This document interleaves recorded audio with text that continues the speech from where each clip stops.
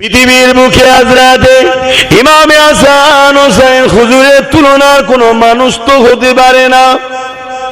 এ নওজওয়ানেরা, হযরত ইমামে হোসেন, হযরত ইমামে হাসান আল্লাহ পাক জিনাদেরকে এত ভালোবাসতে, এত পিয়ার করতে, হযরত খাতুনে জান্নাত যখন ঘুমিয়ে পড়তে বা নামাজে দাঁড়িয়ে দাঁড়িয়ে নামাজ পড়তে থাকতে, হাসান হোসেন যখনই কেঁদে উঠতো আল্লাহ পাক সঙ্গে সঙ্গে জিবরাইল আলাইহিস সালামকে পাঠিয়ে দিত।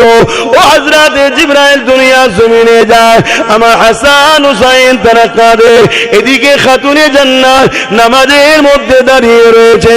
ও হযরত জিবরাইল হাসান হোসেনকে গিয়ে আপনারা সান্ত্বনা দেয়। এ যুবকেরা, তরুণেরা, বাপেরা, সেই ইমামে হাসান হোসেন এজিদের বিরোধী করেছিল, এজিদের অন্যায়ের বিরুদ্ধে বলেছিল, এজিদের সন্ত্রাসীর বিরুদ্ধে বলেছিল, এজিদের জুলুমের বিরুদ্ধে বলেছিল। এ যুবকেরা, আল্লাহ নবী, নূহ নবী, দয়া নবী যে ইমামে হাসান হোসেনকে এই ঘোষণা দিয়েছে, ছোটবেলাতেই নবী আমার জানিয়ে দিয়েছে ইমামে হাসান হোসেন হলো আল্লাহ পাকের জান্নাতি যুবকদের সর্দার।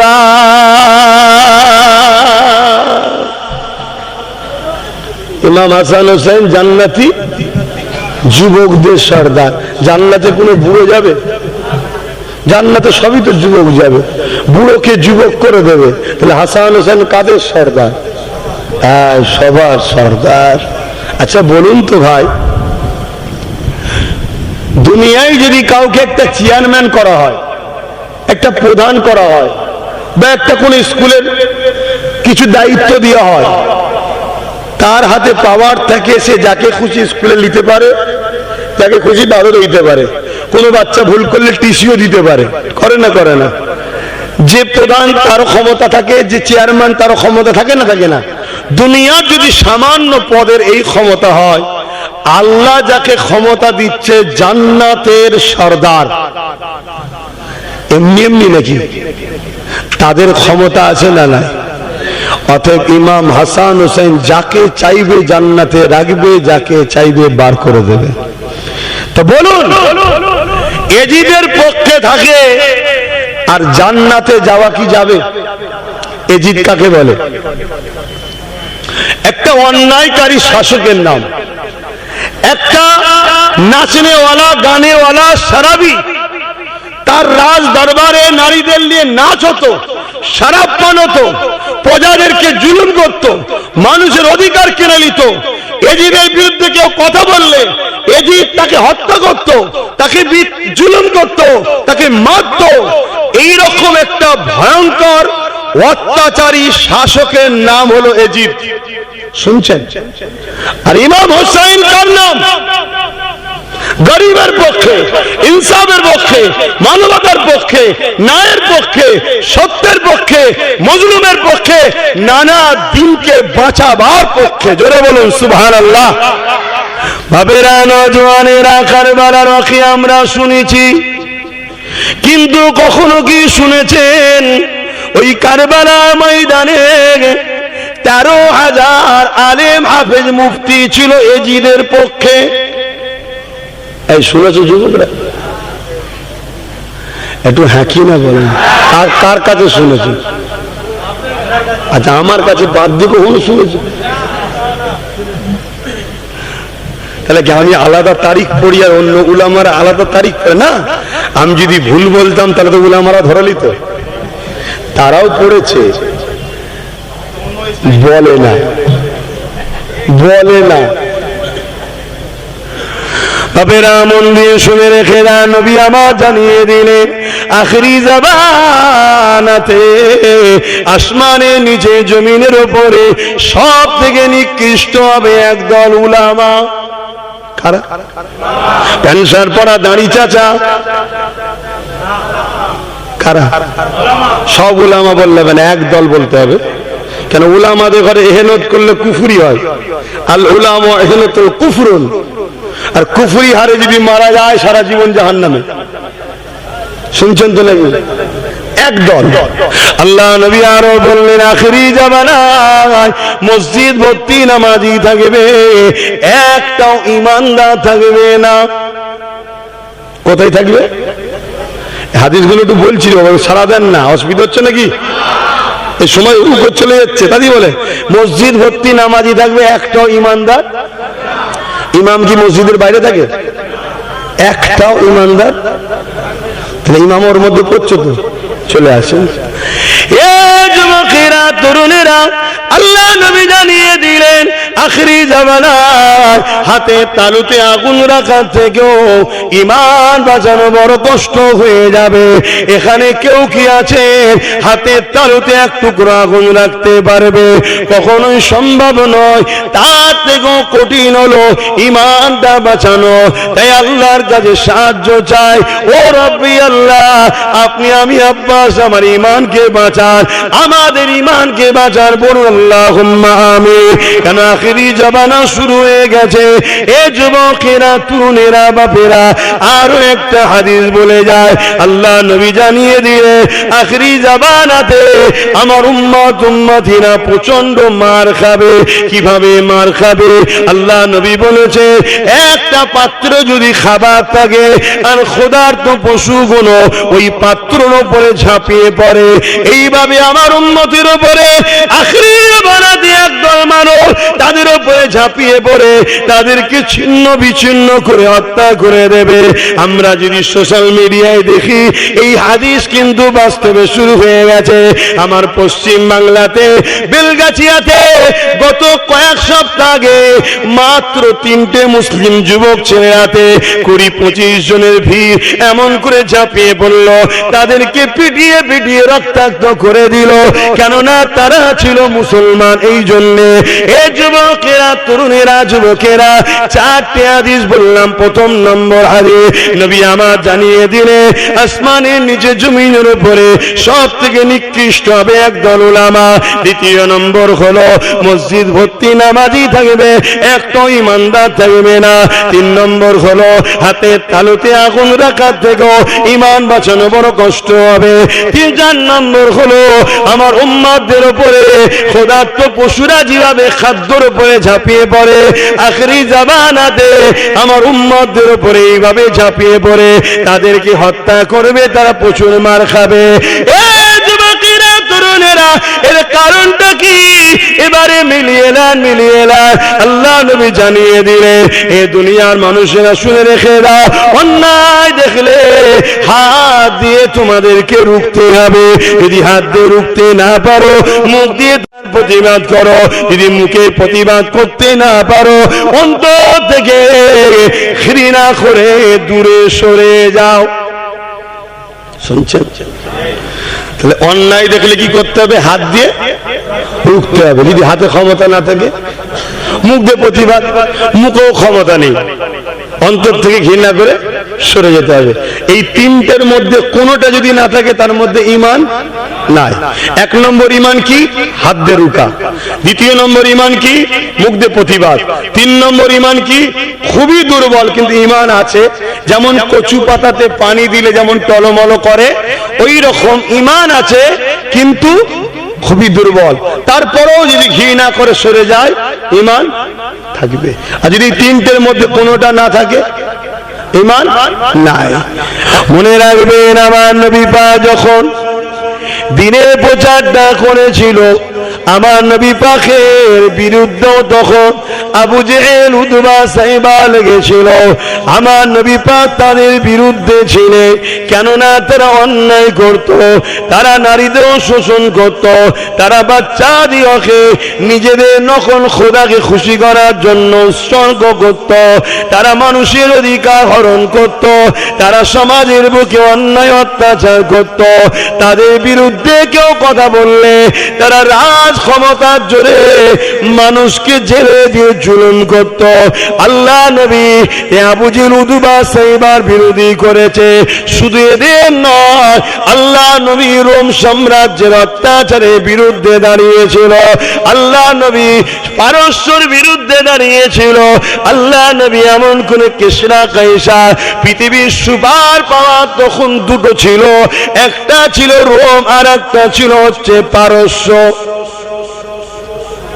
এত বিশাল পাওয়ার ছিল তাদের, এত বড় এলাকা যে সূর্য ডুবতো না, এক প্রান্ত যদি ডুবতো আর এক প্রান্ত থেকে সূর্য উঠে পড়তো। এই বড় বড় হুকুমতদের বিরুদ্ধে আল্লাহ নবী তাদেরকে চিঠি লিখেছে যে তোমরা অন্যায় বন্ধ করো, নারীর উপরে জুলুম বন্ধ করো, খুন বন্ধ করো, অত্যাচার বন্ধ করো, নাই মুহাম্মদ রাসূলের মোকাবেলায় তোমরা তৈরি হও। শুনছেন তো নাকি? তাহলে ইসলাম কি অন্যায়ের পক্ষে না বিরুদ্ধে? তাহলে উলামাদের কাজ কি? অন্যায়ের পক্ষে না বিরুদ্ধে? তাহলে হাক্কানি উলামা চিনতে হবে না, হবে না? হাক্কানি উলামা চিনারও একটা নমুনা এই সুযোগে বলে যাচ্ছি। নাম্বার 1, সে নবীর সাথে আপনাকে জুড়তে চাইবে। নাম্বার 2, হক উলামার নমুনা হলো সময়ের জালিম শাসক হক উলামার বিরুদ্ধে থাকবে। শুনছেন তো নাকি? হক উলামার নমুনা কি? সময়ের জালিম শাসক তার বিরুদ্ধে থাকবে। আপনি দেখুন না, মিলিয়ে নেন। চলে আসেন প্রথমে হযরত মুসা আলাইহিস সালামের কথা একটু বলি।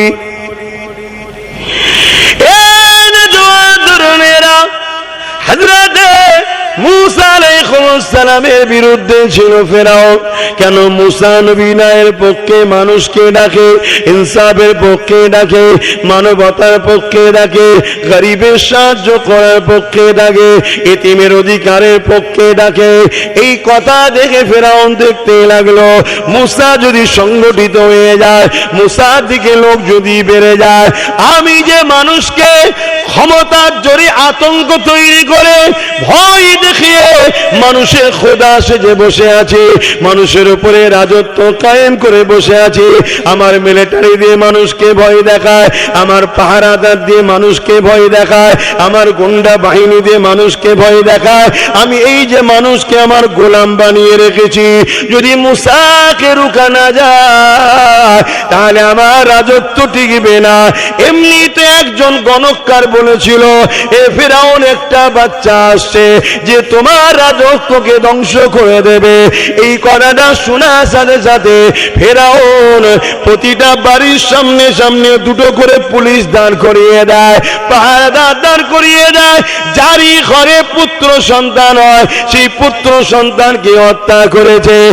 একদিনে শুধু ফেরাউন পুরো মিশরের জমিনে এমন করে 12,000 বাচ্চাকে কতল করেছে। কত হাজার? কিসের জন্য? বলবেন তো কিসের জন্য? বুঝছেন তো নাকি? না হয়তো 500 টাকার নোট দেখালে আবার শয়তানের দিকে চলে যাবেন। আর যদি যাও অসুবিধা নেই, আমার ডিউটি পালন করছি, জাহান্নামে যাওয়ার জন্য তৈরি হও। কেন? অন্যায় শুধু নিজে হাত দিয়ে করলে হয় না, অন্যায় করার, অন্যায়কে সাপোর্ট করা সমান পাপ।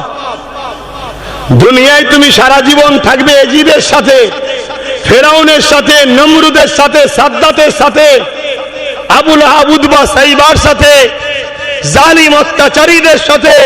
আর পরকালে তুমি ভাবছো আমি দাদা হুজুরের সাথে জান্নাত যাব, আব্বাস আলী গোলাচাঁদ হুজুরের সঙ্গে জান্নাত যাওয়ার স্বপ্ন দেখছো? হ্যাঁ? কিয়ামতের দিন 2 শ্রেণীর লোক মার খাবে।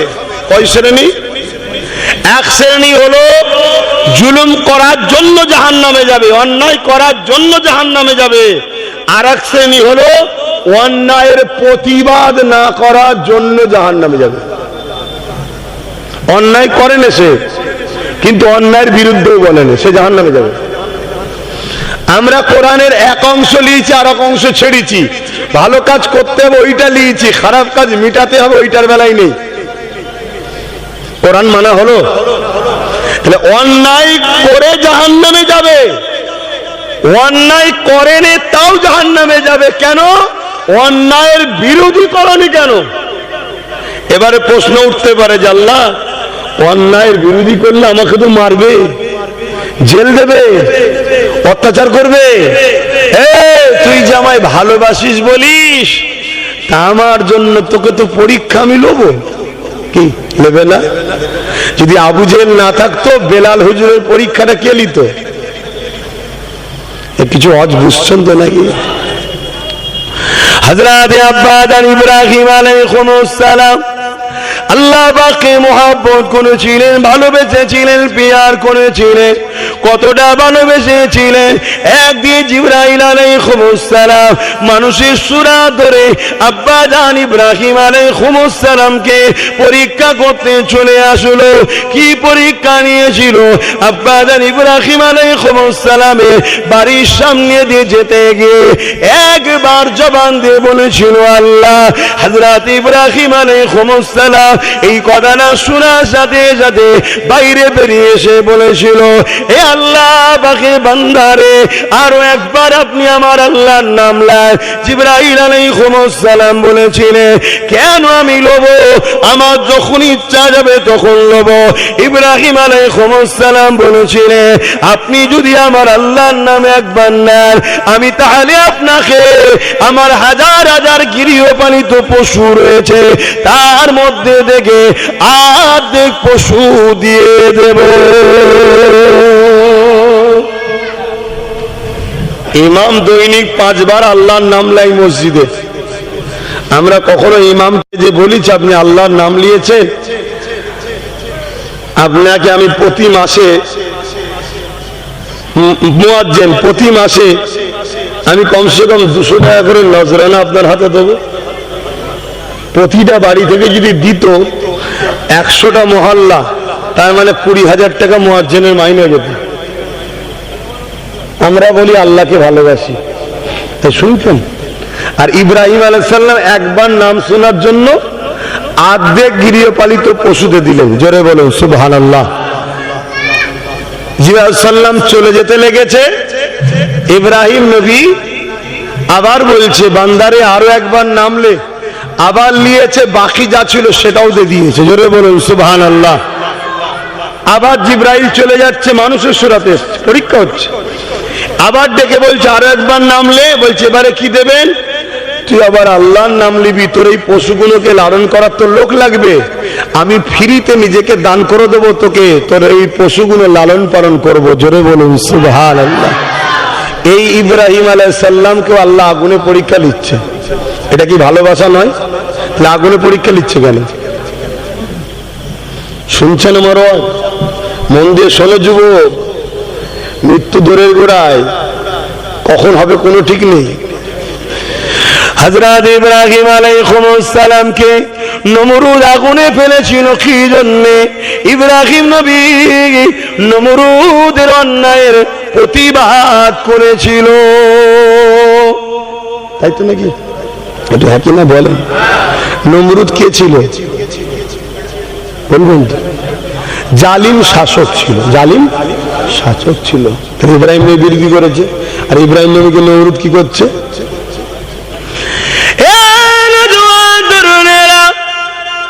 যখন ইব্রাহিম নবী নমরুদের অত্যাচারের বিরোধী করলো, নমরুদের স্বৈরাচারীর বিরোধী করলো, নমরুদ প্রজাদের উপরে যে অত্যাচার করত এবং তাওহীদ বিরোধী ছিল, তার বিরোধী যখন করতে লাগলো, ওই সময় নমরুদ কি করলো? ইব্রাহিম আলাইহিস সালামকে আগুন তৈরি করলো। ওই আগুনে ফেলে দিবার জন্য ইব্রাহিম সাল্লামকে নিয়ে আসলো। এত বিশাল আগুন করেছিল, আপনাদের এই হারুয়া মল্লিকপুর গ্রামের থেকে বড় এলাকা নিয়ে আগুন ধরিয়েছে।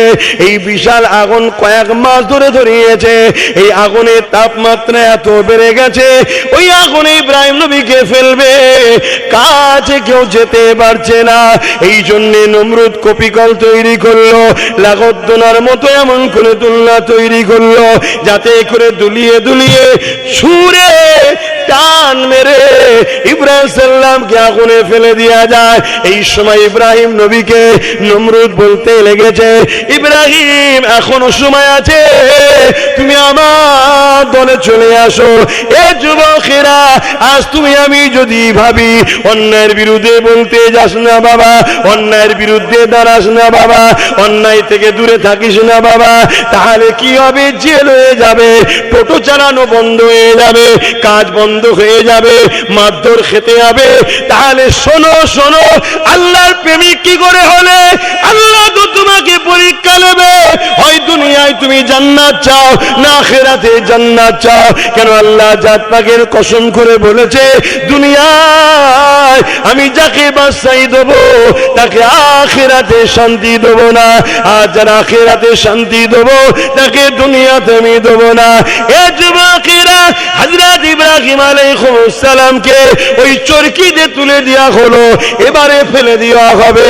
হযরত জিবরাইল আলাইহিস সালাম এসে ওই চরকি খানা ধরে ফেলল, ধরে ফেলার পরে বলতে লেগেছে, ও হযরত ইব্রাহিম, আপনি যদি বলেন আমি এদেরকে এখান থেকে আমার ডানা ঝাপটা দিয়ে তাড়িয়ে দেব, কিন্তু ইব্রাহিম আলাইহিস সালাম কি বলেছিলেন? ও হযরত জিবরাইল, আল্লাহ আমাকে পরীক্ষা নিচ্ছে, এই সময় আপনি আমাকে ডিস্টার্ব করবেন না।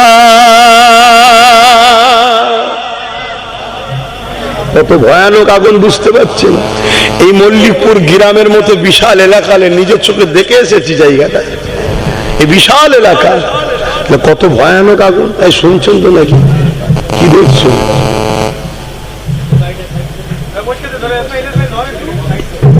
সেই জায়গাতে আব্বাকে দুনিয়াতে তোলা হয়েছে, ফেলা হবে। আমার আব্বা জানরাও শুনছেন তো, আব্বা জানরাও শোনেন। কিয়ামতের দিনে অনেক বাপকে আল্লাহ দাঁড় করাবে, এই নামাজ পড়েছো, পাস, রোজা ঠিক আছে, হজ ঠিক আছে, দাড়ি টুপি ঠিক আছে, সংসার জীবন সব ঠিক আছে, তোমার ছেলে ঠিক ছিল? বাপ বলবে, আল্লাহ ওটা আমার ছেলেকে জিজ্ঞেস করেন না, তুমি তো গার্জিয়ান, এই ছেলেকে ডাকো। ছেলেকে হিসাবে দেখা যাচ্ছে ছেলে ধরা পড়ে গেছে, আল্লাহ বলবে যাও জাহান্নামে। ছেলে তখন বলবে, আল্লাহ আমি যে জাহান্নামে যাচ্ছি পাপ করার জন্য, আমার বাপ যদি আমাকে করা হবে গার্ড দিত তাহলে কি আমি পাপ করতাম?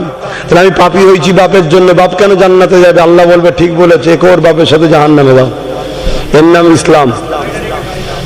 আমি আপনাদের কি ক্ষতি করছি?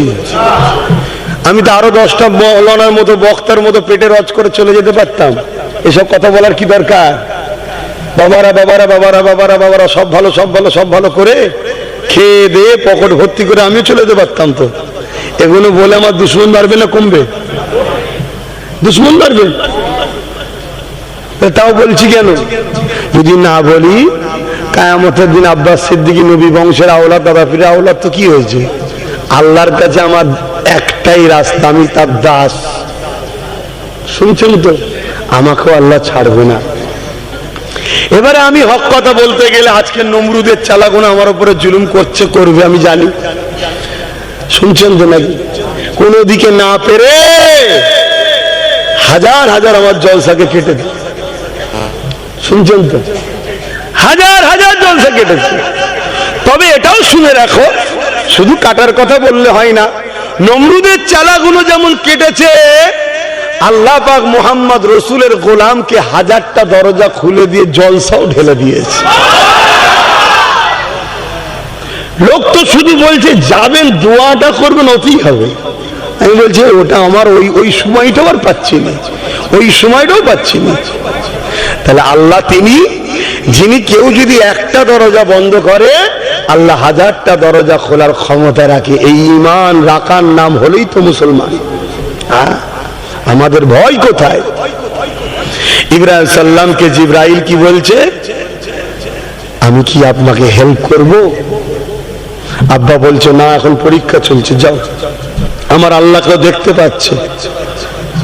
ইব্রাহিম কে নমরুদ আগুনে ফেলছে কেন? ইব্রাহিম আল্লাহর জন্য হক কথা বলেছে, নাই কথা বলেছে, তাই জালিম শাসক ক্ষমতার জোরে ইব্রাহিমকে জোর করে আগুনে ফেলছে।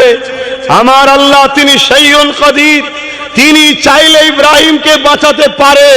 আর ইব্রাহিমকে যদি আগুনে পুড়িয়ে আল্লাহ যদি ইব্রাহিমের প্রেমের পরীক্ষা নিতে চায়, আমি ইব্রাহিম আমার আল্লাহকে এত ভালোবাসি, একবার নয় আবার যদি জান দেয়, আবার যদি আগুনে ফেলে, আবার যদি জান দেয়, আবার যদি আগুনে ফেলে, আল্লাহকে খুশি করার জন্য 1000 বার আমি পুড়তে রাজি। জোরে বলুন সুবহানাল্লাহ, আরো জোরে বলুন সুবহানাল্লাহ। এই যুব সমাজ, আজ যদি আল্লাহ তোমাকে পরীক্ষা